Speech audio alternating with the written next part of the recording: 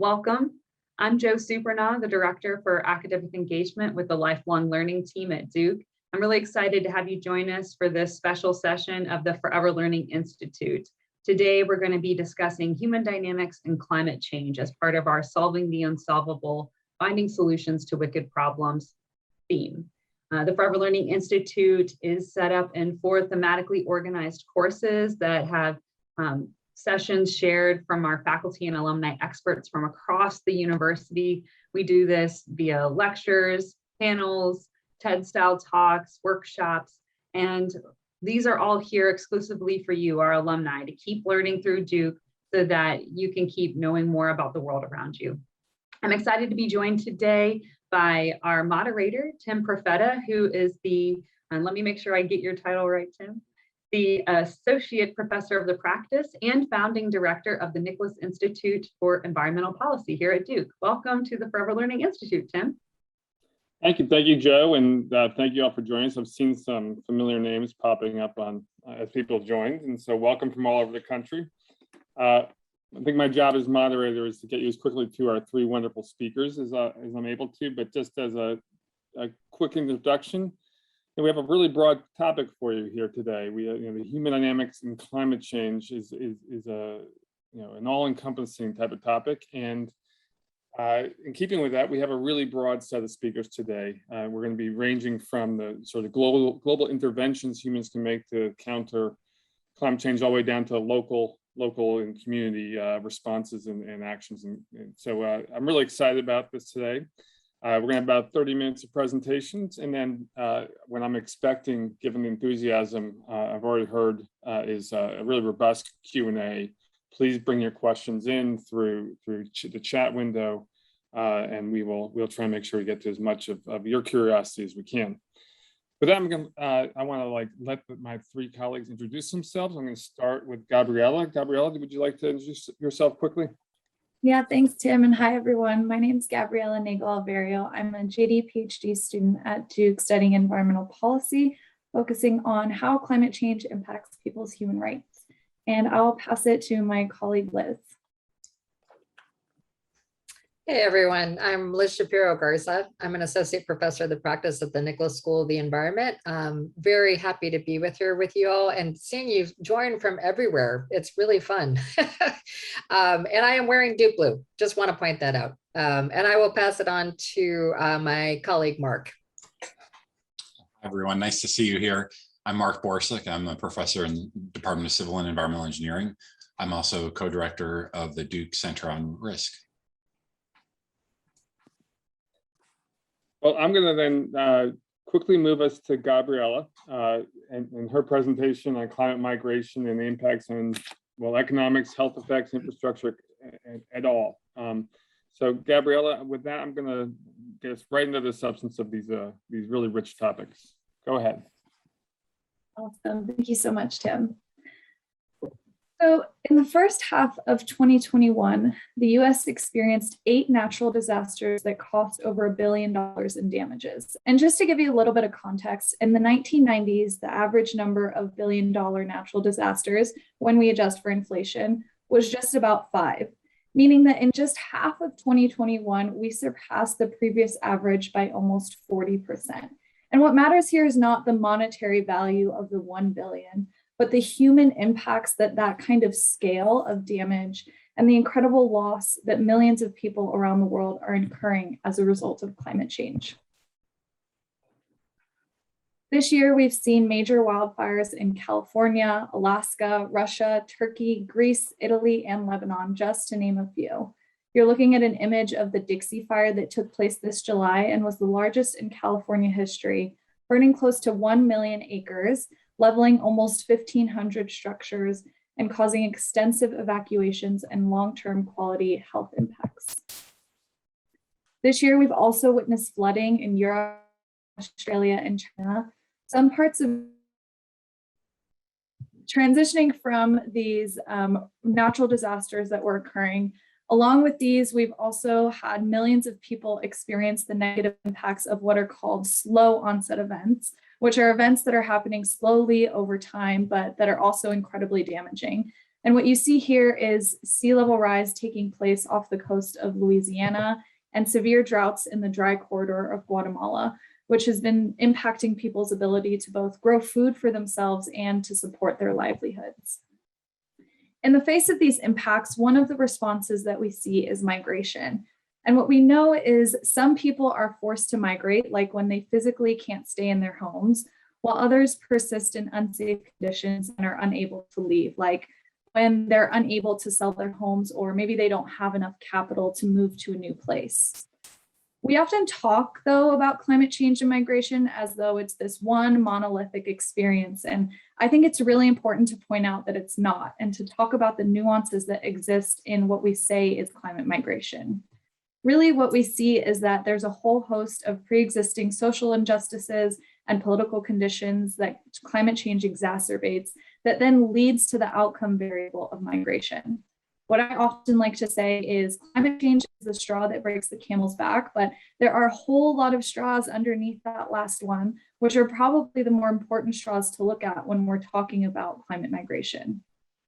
So taking these underlying injustices and political contexts into account in the face of climate shocks like the natural disasters and the slow onset events that we just discussed, what we know is that people are going to be on the move. The number is uncertain, though we have estimates that range from at least hundreds of millions on the more conservative side to 1 billion people on the move by the end of the century. So we know it's going to happen. We actually know that a lot of people are already moving as a result of climate change, but we don't know exactly how it will occur and how it will continue to occur, which really provides an opportunity for proactive planning that ensures justice and dignity on the outset. And to me, that highlights the important role of policymaking. So to that end, in a recent paper that myself and a few other co-authors wrote, we decided to hone in on planned relocation as a policy solution that can potentially alleviate some of these negative impacts associated with climate change and migration. So the UNFCCC, the UN Framework Convention on Climate Change, has recognized planned relocation as a fundamental adaptation to climate change for over 10 years now. And planned relocation is really what it sounds like. It's when people, either on their own volition or with the help of organizations or governments, move to a new location. And the hope is that the place that they end up has less climate risk and they have the ability to rebuild their lives there. Now, planned relocation is not a new concept. It's been carried out many times across history, both outside of the context of climate change as well as currently within that context in the last several decades. But when we look historically at these examples of planned relocation, one of the main issues that comes up is problems with inequity. In our paper, we looked at 15 case examples highlighting different kinds of inequities that have occurred in the context of planned relocation. I want to touch on just a few to hopefully give you a picture of some of the issues that can arise, though it's definitely non-exhaustive. And the first that I think is maybe the most important to acknowledge is the historic forced relocation of Indigenous peoples in the US. Specifically, both because this history has led to what I was referring to as the straws on the camel's back, but really what that shows up as is long legacies of trauma and injustice, which have to be taken into account when planning future relocations in order to ensure that they don't reproduce the past. And secondly, to point out that Indigenous peoples have a disproportionate risk to the negative impacts of climate change. So it's really important moving forward that they are centered in the conversation around what we should do. So moving from a broad look, I'll just touch on two specific examples in more recent history. And the first took place in Laos starting in 1997. And the government coerced people to move from areas of upland agriculture where they made their livelihoods to areas supported by lowland paddy rice cultivation. And the inequity here comes into play because the promises made by the government to encourage people to move weren't kept. And when they got to this new place, they were no longer able to grow enough food to survive. And they were now in a place where there were very few alternatives for their livelihoods. Another example took place in the Carteret Islands of Papua New Guinea when the government assisted in the relocation of 2,700 people as a result of coastal erosion and sea level rise. And in that site, just as in the last one, there were difficulties with livelihoods, but a new challenge was actually disputes over fishing access between the newcomers and those who had already been there. So then we see inequities in terms of planning for receiving communities, as well as the communities who are migrating. So again, this is totally non-exhaustive, but hopefully is meant to give you a little bit of an idea of some of the issues of inequity that can arise in many parts of the relocation process and in ways that we may not initially think of. So what we did in synthesizing all of these inequities that we were seeing pop up in these studies on planned relocation is come up with a framework of priorities for equitable planned relocation moving forward.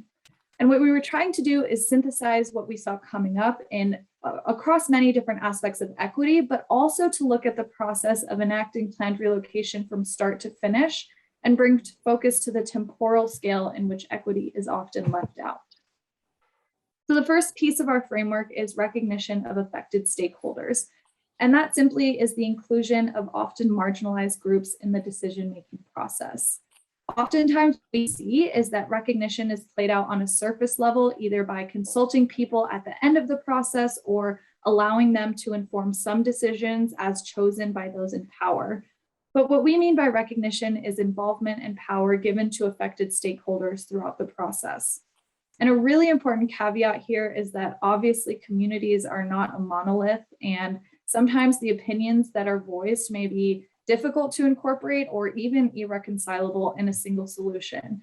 So what we propose is, rather than reducing participation to fewer voices, which is often the solution, we think there should be a variety of opinions given and an option to develop multiple options for relocation so that people can choose what is best for them.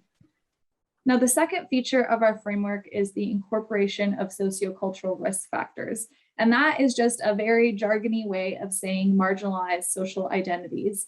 So you can think of this as being elderly, being a person of color, or having livelihoods that are invested in the at-risk location.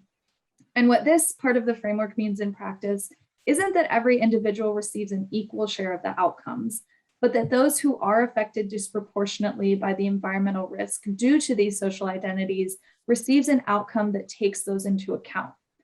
Now, this is not to suggest that planned relocation should right all historical and structural wrongs, because obviously that is not possible. But what we do hope to suggest is that without actively taking these conditions into account, they're likely to be reinforced. And now the last piece of the framework is evaluation on multiple measures of well-being. And really this comes out of the opposition to the norm, in which the norm is that evaluations are done in terms of the economic and environmental outcomes rather than the human well-being outcomes. And these can range from access to clean water, to sustainable livelihoods, to having access to political structures, and everything that lies in between.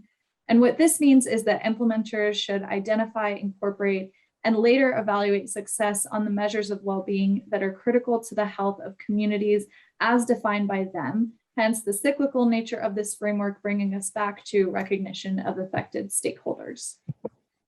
Now, there's obviously much more to be discussed here, but I just want to wrap up by saying that as a society, and we continue to experience the increased frequency and intensity of natural disasters and the worsening of slow onset events like you see here, that severely impact infrastructure, health outcomes, livelihoods, it's really critical that we continue to think about the proactive ways that we can ensure that people are safe and that their voices are heard in the development of plans to keep them safe. So with that, I'll close. Please feel free to reach out to me if you have any questions or would like to discuss after this is over, and I will pass it to my colleague, Liz.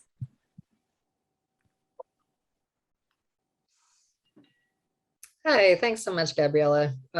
Really appreciated your talk. And actually, I think hopefully my topic will build nicely on yours. So let me just go ahead and share my screen. So I'll be talking today about the concept of scaling down. And I think a lot of what Gabriella discussed about climate change relocation is really also applicable to adaptation.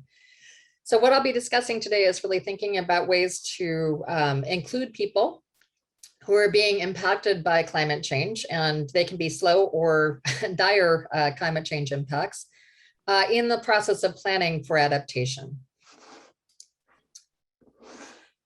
So a lot of what we talk about when we think about climate change is scaling up. We think about scaling up solutions. So what that means basically is that we find a climate change adaptation solution that works really well in one place. And then we think about the ways in which that can be implemented elsewhere. If it works one place, why doesn't it work in another place? We should be scaling this up, scaling this more broadly and implementing it wide scale. But really, I think what certainly I found in over 25 years of working in environment and development in Latin America, what lots of authors and research has shown over 30 plus years of looking at these, the implementation of environmental policy strategies, is that in order to be effective, climate change adaptation strategies, or really any development or environmental strategy, needs to be adapted to local environmental, social, and economic conditions and constraints. So what I'll be talking about today is that a process, just as a case study actually, of how we went through this process of scaling down in working with 3 different coffee cooperatives in Latin America. So for those of you who are unfamiliar with coffee, and I'm sure as Duke alum, you probably drank a lot of coffee while you were here, if you didn't continue that later. But those late night study sessions probably required a lot of coffee. Well, this is where it comes from. On the left-hand side, you see what are called coffee cherries. Coffee grows on bushes, and it oftentimes grows, or most often is grown on mountainous slopes, and it only grows in the tropics, so right around the equator. Once that coffee cherry is ripe, when it turns red like that, it's picked, it's processed, and there's a lot of water in that process, so it's fermented. And then the green bean is extracted and dried, and you can see that in the middle. That's oftentimes how coffee is dried, is on these open flats in the sun. Once coffee is dry, it's packed and processed and shipped off to us and around the world for all of us to stay awake and enjoy. Okay. What does this look like too? So this is a very common coffee landscape. The numbers are disputed, but the majority of coffee is actually produced by what are called smallholders. And those are folks that have half a hectare up to 2.5 hectares, but really small plots of land total. They grow coffee, but they're also growing subsistence crops, as you can see there on the left-hand side, upper left, or they're grazing small animals, so they have small grazing lands. Again, this is in the mountains, so coffee is grown on some of the least productive land, which is why these folks, poor folks, can actually afford to live in these areas and cultivate these areas, is because it's land that mostly no one else wants. Again, coffee in these cases are the primary income for most of these folks. They're growing subsistence crops to live off of, and coffee is providing the income. It's also, coffee is really one of the highest percentages of GDP for a lot of tropical countries. So it's important livelihoods for the livelihoods of small producers in these countries, but also for the economic health of these countries as a whole. And what we're seeing in the tropical regions where coffee is grown, and this is, of course, Latin America, is that we're seeing modeling, and actually now we are seeing the actual effects of climate change are really increasing rapidly, but they're also highly unpredictable. So it's not only variable across landscapes, but the ways in which climate is going to change in each region is highly unpredictable. And it does vary considerably, even within regions, about how climate is changing and how it's impacting people's lives and livelihoods. Well, coffee is known as actually the canary in the coal mine for climate change impacts. It is a very, very touchy product and plant and crop. It is highly sensitive. It only grows in mountain regions, as I said. It's highly susceptible to changes in rain conditions, wind conditions, temperature. At any point in the process of its development, changes to climate can really affect not only the quantity, but also the quality of the coffee. So given this, we started working in 2014 with an organization or a company here in Durham, North Carolina, Counterculture Coffee. And if you haven't had their coffee, you should. It will change your life. But we started working with Counterculture Coffee and worked with three different successive rounds of Duke graduate students, to do research with coffee cooperatives in Latin America, where Counterculture Coffee buys its coffee. Those were Codech in Guatemala, Centro Café in Peru, and La Orgánica in Colombia. And these student teams went down to work directly with the coffee cooperatives, and they conducted household surveys. They conducted interviews with people involved in all parts of the process of producing and marketing coffee in that country. And they conducted intensive focus groups and interviews with coffee producers themselves. And what they found was that by and large, the vast majority of coffee farmers already perceived, and this was 6 years ago now, coffee farmers perceived that climate was changing the ways in which coffee was grown and produced and then shipped off in ways that were already impacting their lives and livelihoods. What they were observing, and again, there was high variability in the way this played out in each country, but unpredictability in dry and rainy seasons, increase in temperature, increase in number and severity of extreme weather events. So the drought in Guatemala that Gabriella was mentioning, so we have droughts, we have hurricanes, all of this really impacts the quality of the coffee and also the quantity of the coffee that can be produced. So it increased in pest and disease loads and decreased harvest. So what we did actually with these student teams was that we were asking people about the impacts of climate change, but also what they were doing to adapt. And we took the list of all those different adaptation strategies from the 3 countries and the 3 cooperatives back to 2 of those cooperatives. And so of these strategies, of all the things that coffee farmers are doing to adapt to climate change, which are of most interest to you? And then we actually did a second round of studies, which looked at the feasibility of implementing those particular strategies that were already being applied on a small scale and by individuals in those cooperatives on a larger scale. And I'm going to talk about one of those, which are solar dryers. And that's actually was of interest. Solar dryers were of interest to both the cooperative in Guatemala and in Peru. This is an adaptation strategy that's being highly promoted and pushed in the coffee industry for smallholder producers in particular. But what I really want to focus on here is tell you about the strategy, but also why it wasn't appropriate and wasn't feasible in one circumstance and it was in the other. So secadores solares or solar coffee dryers they look like greenhouses. They're a way of drying coffee that protects them from rain. So if normally you're drying your coffee outside in the dry season, it's fine. But if it rains, it will wet the coffee and highly affect the quality. You can have mold and other things that affect quality and then affect the price you can get for it. So this is a really important part of the process. These solar dryers allow people to dry coffee on racks under cover so that the coffee is protected. And again, these are highly promoted as an adaptation strategy to changes in weather conditions and climate. But they are also, you wouldn't think by looking at it perhaps, but they're very capital intensive relative to the income that people actually have to spend. So what we found in Guatemala was that there was a lack of knowledge about how to use these, which of course can be corrected, but they didn't have knowledge about how to use them. We also found that they didn't have the financial capital to be able to buy the plastic that was required for these solar dryers and that had to be replaced every year. People did not have enough income to be able to do that. They also did not have the land necessary. You need a big flat space to be able to build these things and dry and actually use them. And they didn't want to have their solar dryers anyplace but near their home because there was a lack of social capital or trust. They were worried that people would steal their coffee if it wasn't guarded and it wasn't right next to their home. So for those reasons, something that seems like a natural adaptation strategy was just not appropriate for this particular place.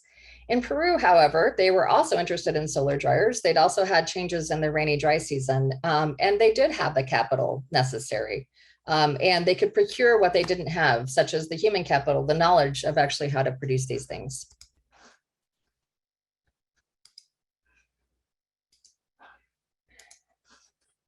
So what was interesting though too was that this was a 2-year process, and we went back, we were working with the cooperatives the entire time, but the sustainability coordinator at Counterculture Coffee said, this is way too long. We have over 100 different producers that we're working with around the world. We need to find a shorter way to actually implement this process. And she worked with 2 of our students in succession to develop a climate change adaptation workshop protocol for actually going through the process of consulting and working with people to plan for adaptation.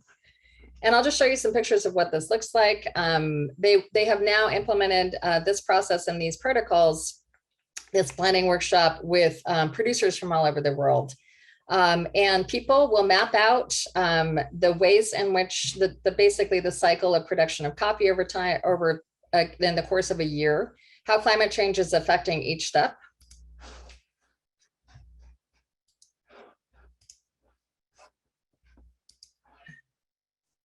Then they will actually look at the types of assets or capitals that they have available and what would be required if they did want to implement various adaptation strategies to address these issues.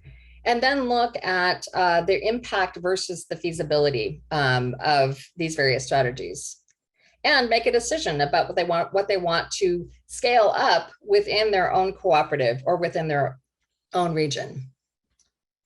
So just as a summary, and again, I think this builds well on Gabriella's discussion of the fact that it's really necessary to involve people in planning for their own climate change adaptation. In her case, she was talking about migration and planned relocation. In my case, I'm talking about trying to keep people's livelihoods going.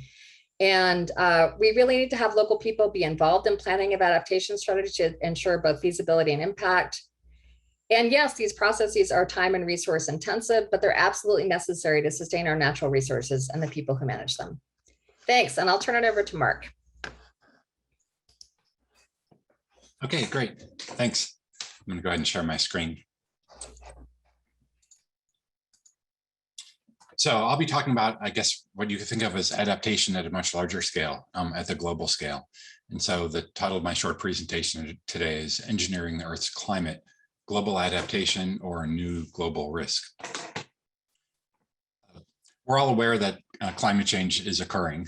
This is showing the projected warming that's likely to occur under a kind of no action or baseline scenario versus the current policies that are being discussed. There's this isn't warming, I apologize. This is greenhouse gas emissions. And so you see as emissions continue to grow, of course, warming would continue to grow. I think what's notable here is that so far we're not making much progress in stopping climate change. We haven't, even though there was a dip in this past year, largely due to COVID, in 2021, we're back on track to be where we were in 2019, which is actually increases in greenhouse gas emissions. If we were to achieve decarbonization of our economy, as you see in the light yellow or light green on this plot, it will take decades, even under kind of best case scenarios.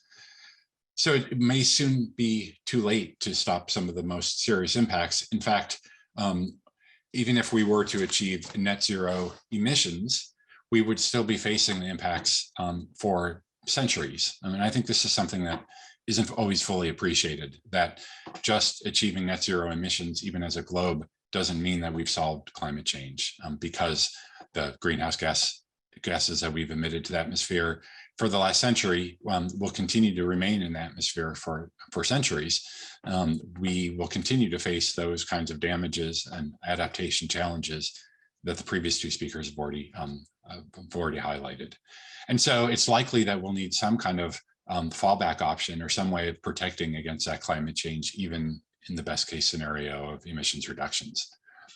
So the basic idea behind greenhouse, the climate change or the greenhouse effect, is that incoming solar radiation gets trapped by greenhouse gases, right? And it warms the earth. And the more greenhouse gases there are, the more, the warmer the earth becomes as on a whole. This is just a general kind of heat balance. And the idea behind solar geoengineering is, might we be able to somehow reflect a little bit more of the sun's incoming radiation?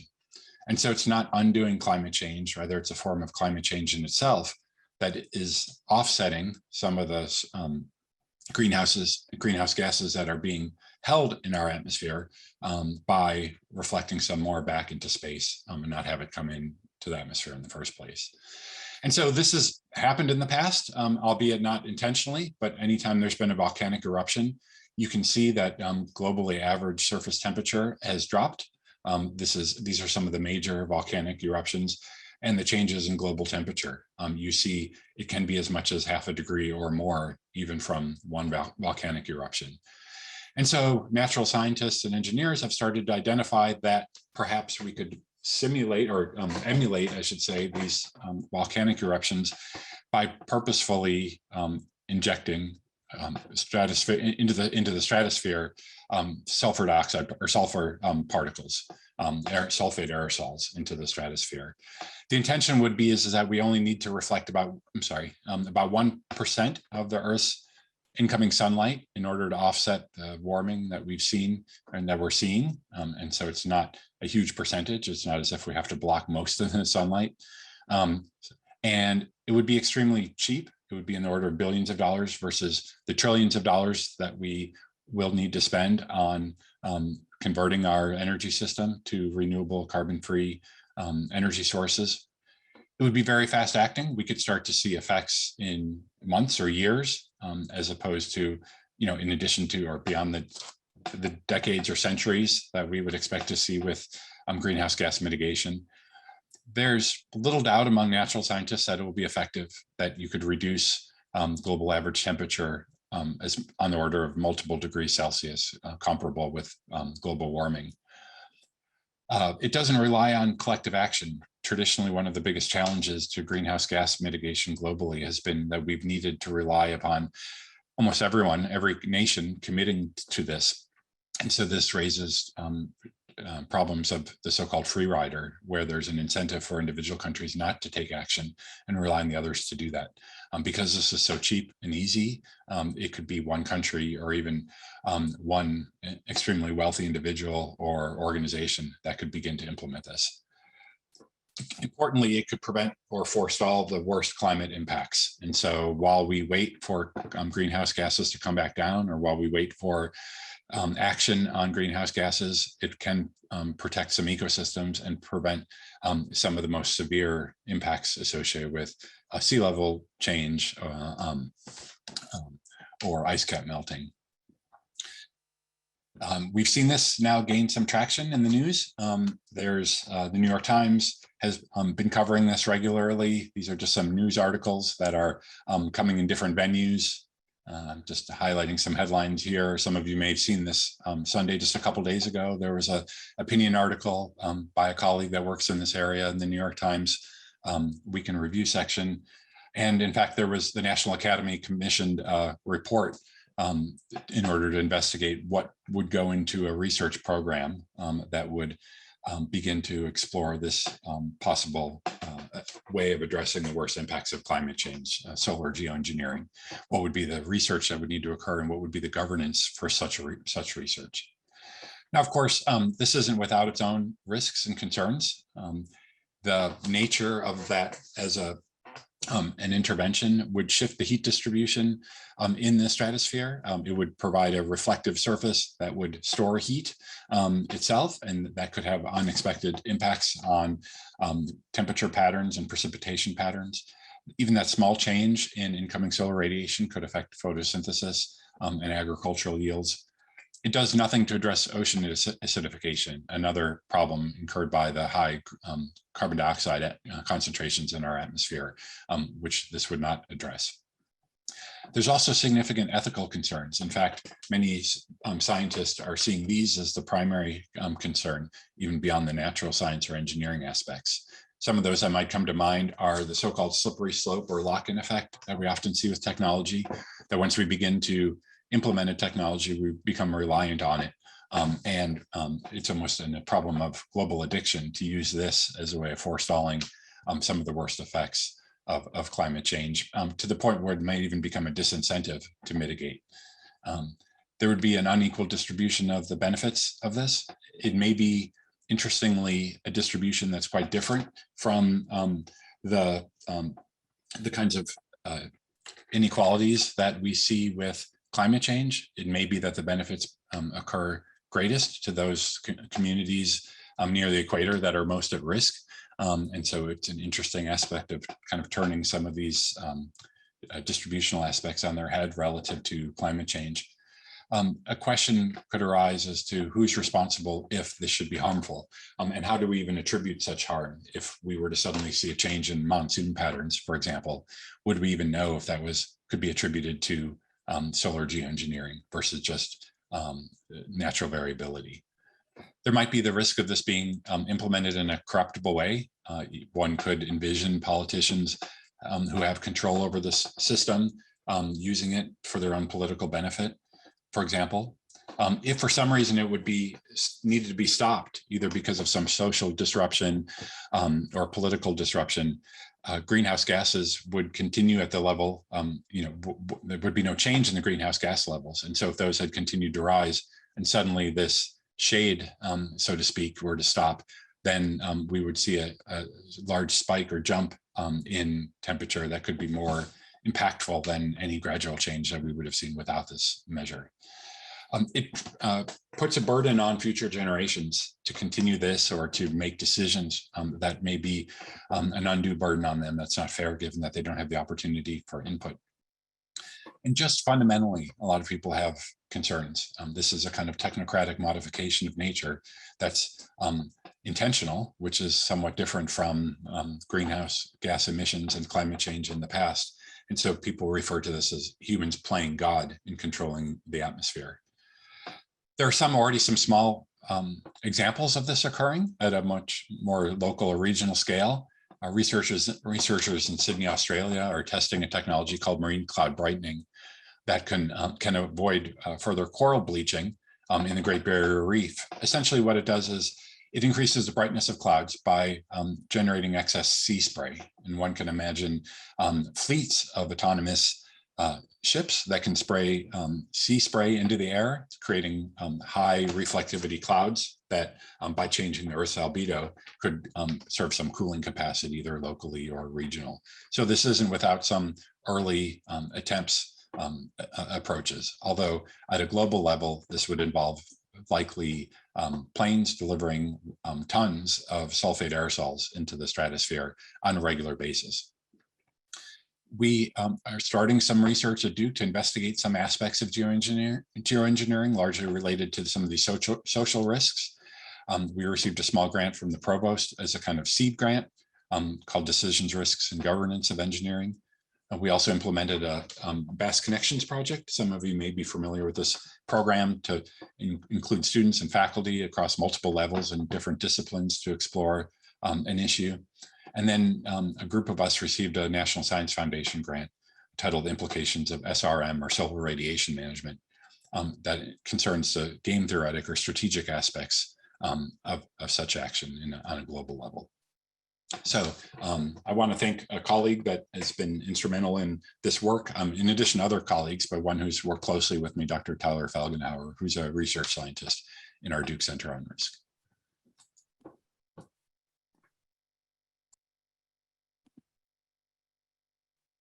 So thank you. I don't know if we want to I'll pass this back to Tim, I think, for handling questions. Absolutely. Thank you, Mark. Thank you, Liz. Thank you, Gabriella. I would echo Joe's note in the chat to share questions from many of you from all over the country. I'm gonna just reflect with a question or two while we wait. And listen to both Gabriella and Liz.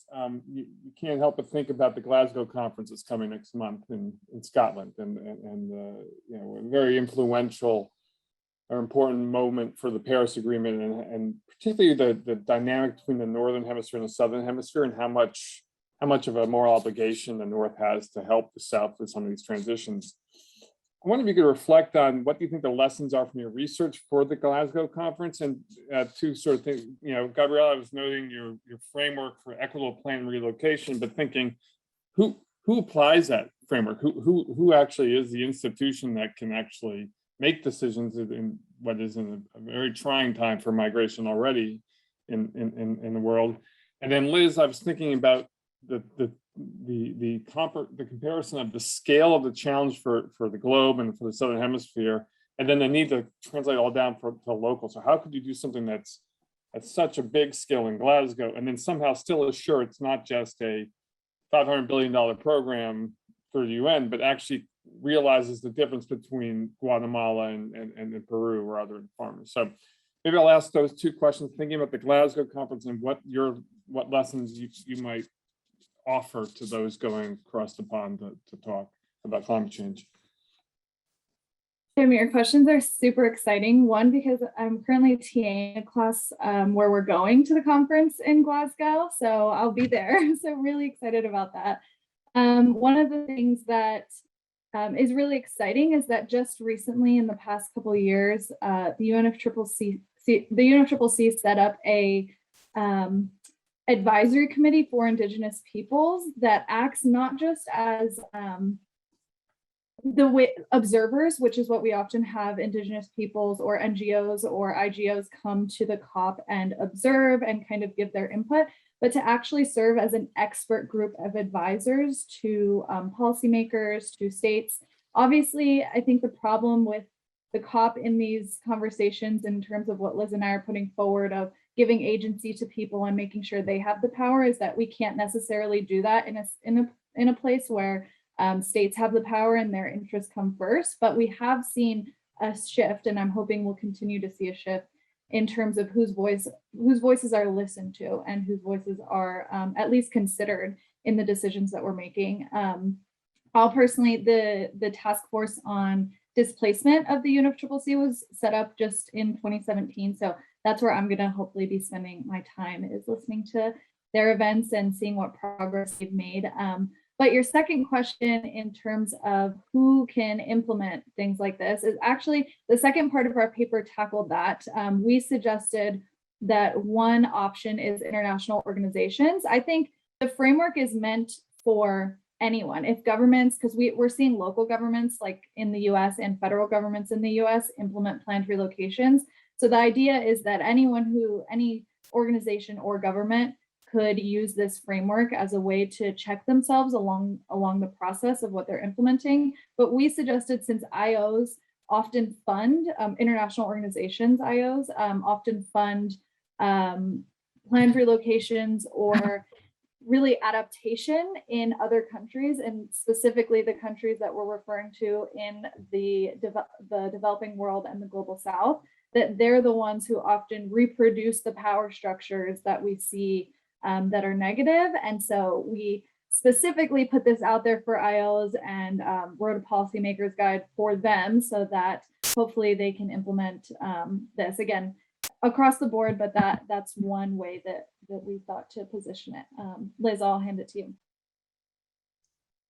Yeah, thanks for the question, Tim, and thanks, Gabriella. It's wonderful to be in conversation with you, I've got to say.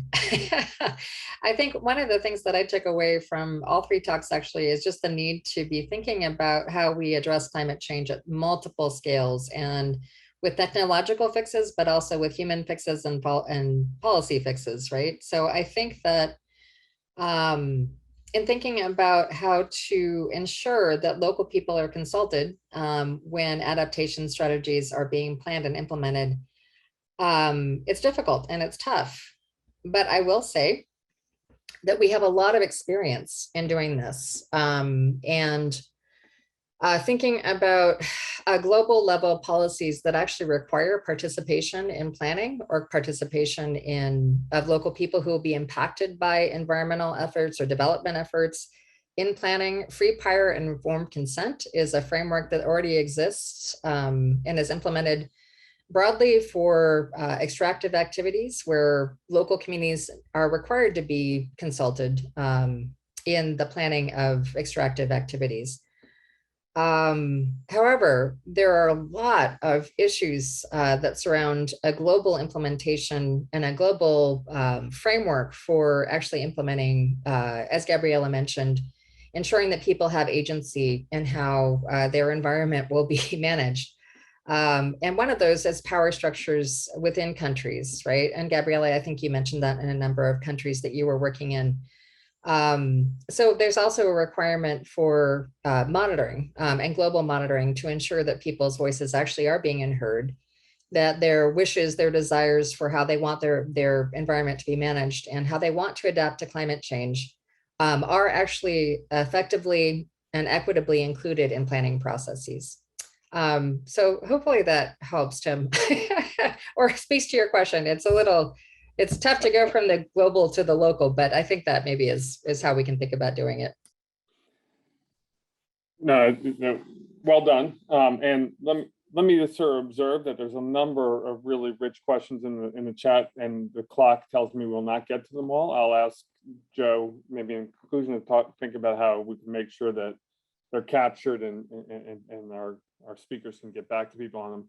Mark, I'm going to come to you, and you've been monitoring the chat. I can tell because you responded already. There's a lot of questions about how the solar aerosol program will work. That maybe you could sort of orally give a couple of the clarifying questions that you're already getting in the writing, but also there's a sort of questions getting after the ethics of you had this great slide of like a penumbra of a panorama of ethical inquiry about this. But how do we think about this ethical question, and how do we get to the fact that, as one person observed, one of 7.8 billion people could do this on his or her own? I mean, we've already got like the several billionaires circling our Earth up there. I mean, what's to stop them from deciding next time up to start this program?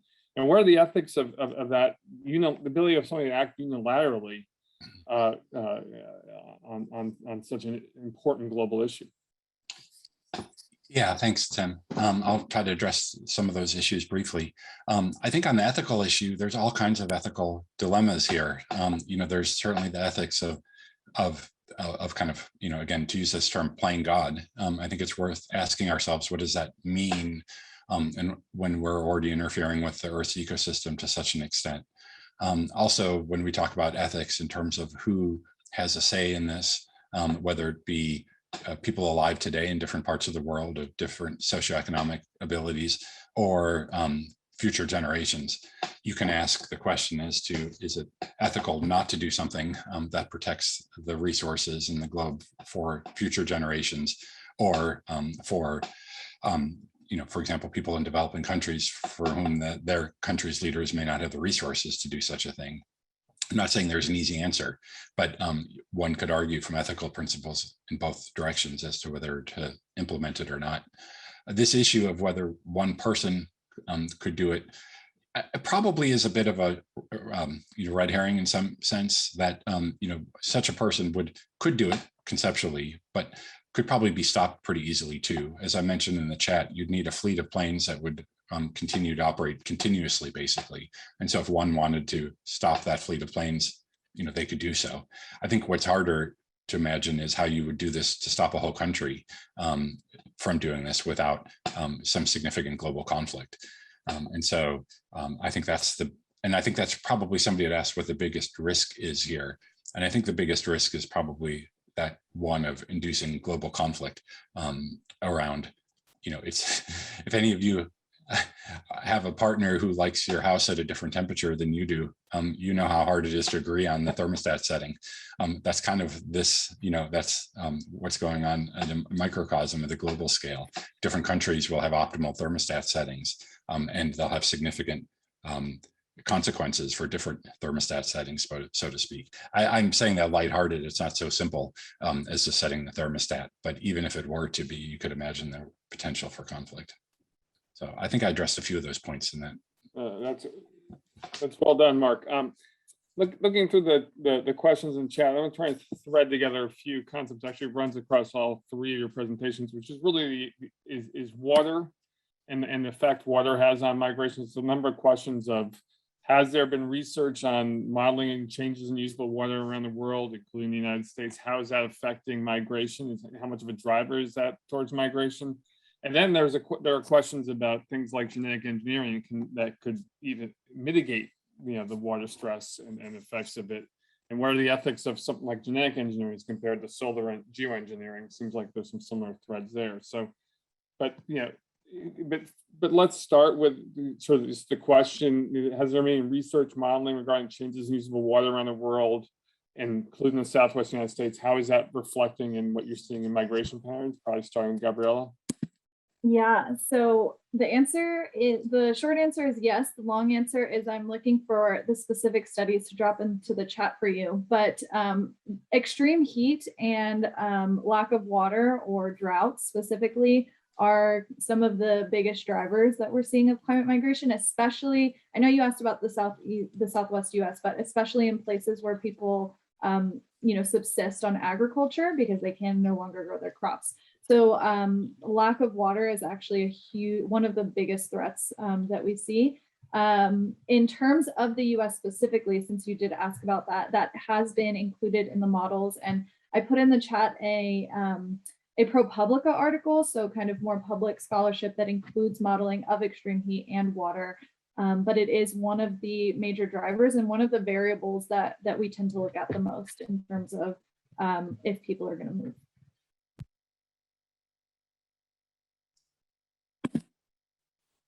Amazingly, I think we're at the point of one last question. I'm going to go back to Glasgow for each of you and think about, and Gabriel, I'm glad you mentioned the class that I assume you're talking about the practicum class that's run out of Duke, where Duke students actually end up with roles working with different countries and NGOs and like helping them evaluate their positions in the substance that's going on in the conference. It's been a great program. That we're always lacking enough slots for the amount of enthusiasm we have from the students. So I'm really excited you're involved with that. But so since you're going to Glasgow, and I'm sure that the head of the CAL will be asking you, Gabriel, for your opinion.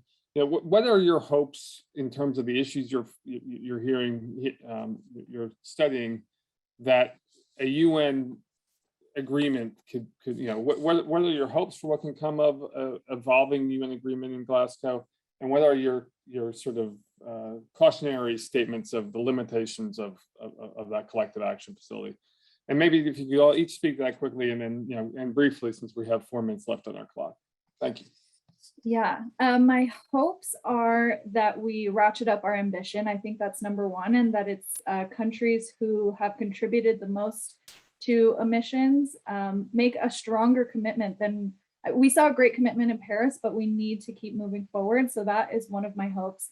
My other hope is another big issue that's coming up is global stock taking. So how is it that we measure what countries have committed to cutting in terms of their emissions? And there's so many ways, right? Whether it's deforestation, and that's a way that you're reducing your emissions, or actually putting technologies into play. And so how is it that we measure that? So I'm hoping to see what it is that we come up with that makes sense from both a developed country and developing country perspective that we can actually adhere to. And then personally, of course, like I mentioned, I'll be in the sessions, are really excited for the sessions on displacement. So it's a newer task force. So I'm also hoping to see some movement on what we're doing to or the conversation at least around what we can do to help people who are being forced to move. So that's my personal interest there. And my cautionary thing, the last thing is just that, there's, especially with the students in the class, there's a lot of questions and a lot of hope all the time of what we can make countries do and the ambition that we have to put on people to enforce equity. And I'm all for equity, but I think there's also just some caution we have to have in the sense that every country is looking out for their own best interests. And so knowing that going into it and knowing that that's what we need to expect, and how can we frame people's best interest or states' best interest to also include the best interests of others. So I'll stop there.